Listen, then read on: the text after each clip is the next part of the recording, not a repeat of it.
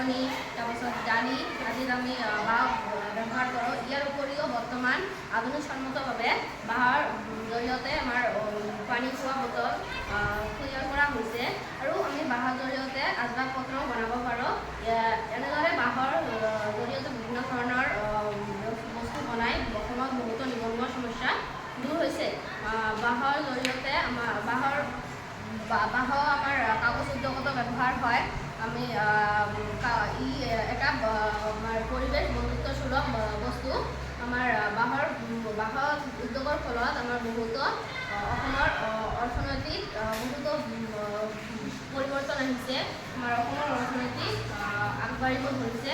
এনেদৰে বাঁহৰ উদ্যোগৰ ফলত বাঁহৰ জৰিয়তে আমি যিবোৰ সামগ্ৰী বনাইছোঁ সেইবোৰ দৈনন্দিন জীৱনত আমাৰ ব্যৱহাৰো হয় আৰু বিভিন্ন ধৰণৰ কামত আমি ব্যৱহাৰ কৰোঁ।